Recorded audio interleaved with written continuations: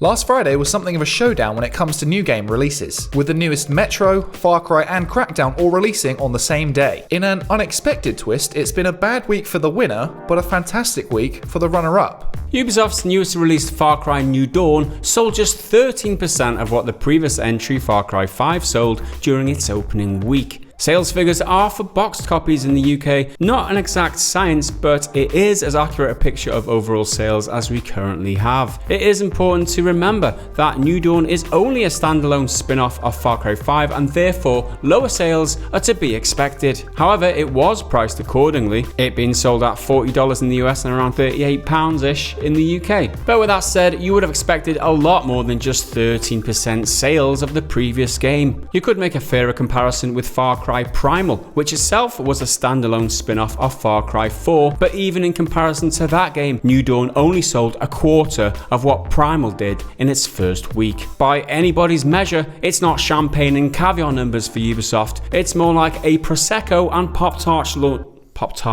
That's a f***ing hard sentence.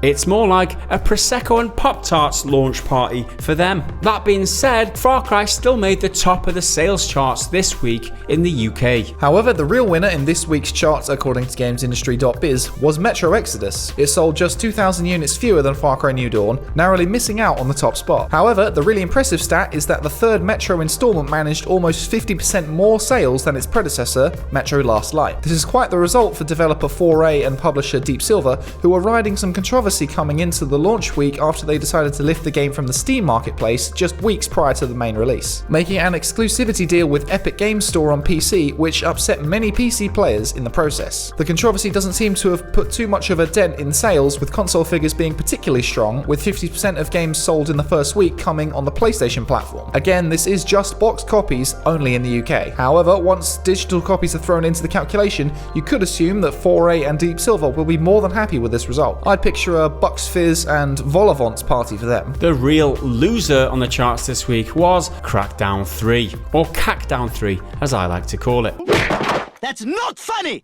With such low sales, the game didn't even make it into the top 10, coming in just 13th place. Microsoft must be putting on a spread after that result, a 6-pack of Fosters and cocktail sausages all round. However, with Microsoft offering the game as part of the Xbox Game Pass subscription package on day one, you would assume that boxed sales figures won't be a huge priority for Microsoft given their business model. Still, it doesn't make for great reading given the reviews of the game have been so middling, with Game Informer calling it the pinnacle of mediocrity. Kind of like pretty good gaming, isn't it?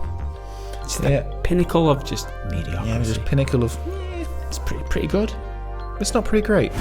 Mediocre! Let's hope that Xbox first-party exclusive games can up their pedigree going into the future, given Microsoft has spent so much money buying up studios recently. Last week's other new entry was Jump Force, which came in at number 4 on the charts, just behind third place Red Dead Redemption 2. That is if you don't count the other new game which will be taking up a lot of people's time, which is Anthem. The game is officially released on the 22nd, which is this coming Friday. Although due to EA's release schedule, which is the most convoluted in the industry, subscribers to EA Origin Access service have been playing since last Friday. We'll have to wait until next week to see how that game fares in the physical charts. One thing's for sure, when it comes to new games on offer this February, there's certainly plenty of choice at the buffet. I picture Microsoft like drunk in the corner, just like paralytically drunk, just saying, we used to be good.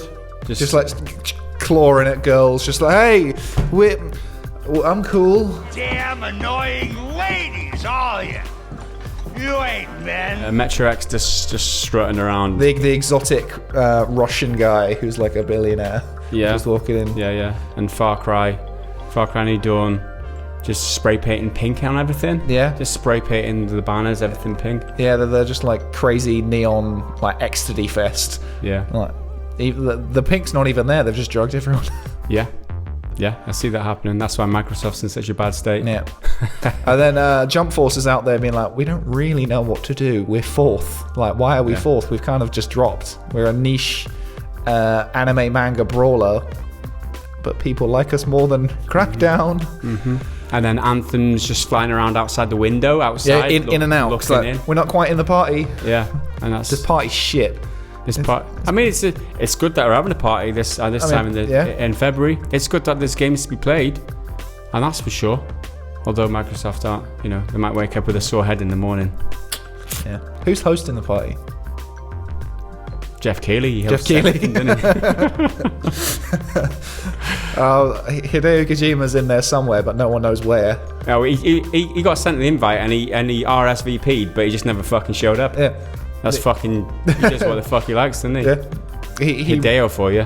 It turns out he has actually replied on Twitter, but no one can translate his weird code of like convoluted film references and Mads Mikkelsen appreciation. And PlayStation just said, no, we're not coming. We don't need you. We're doing well enough on our own. I am better. At what? Everything. Well, that's it. That's the gaming party this week, guys. That's hosted by Jeff Keighley.